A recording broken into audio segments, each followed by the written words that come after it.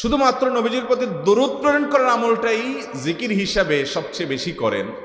দোয়া হিসাবে যদি এটাই আপনি সারাদিন করতে থাকেন তো আপনার জন্য যথেষ্ট হবে, আল্লাহর কাছে আর কিছু না চাইলেও চলবে। দুরুদ মানে হলো নবীজির জন্য দোয়া করা। ভাই, আল্লাহ তার হাবিবকে রহম করবেন, আপনার আমার দোয়ার দিকে আল্লাহর তাকানোর কোনো ঠেকা আছে? নবীজি কি আমাদের দোয়ার কোনো মুখাপেক্ষী?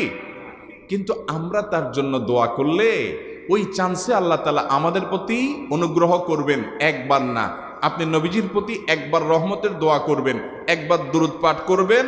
মান সাল্লা আলাইয়া মাররাতান সাল্লাল্লাহু আলাইহি আশারা, নবীজি সাল্লাল্লাহু আলাইহি সাল্লাম বলেছেন, একবার আমার জন্য তোমরা দোয়া করলে, আমার প্রতি দুরূদ পাঠ করলে, আল্লাহ তাআলা তোমাদের জীবনে 10 বার 10 জায়গায় 10 টাইমস তোমাদের উপরে আল্লাহ তাআলা অনুগ্রহ করবেন।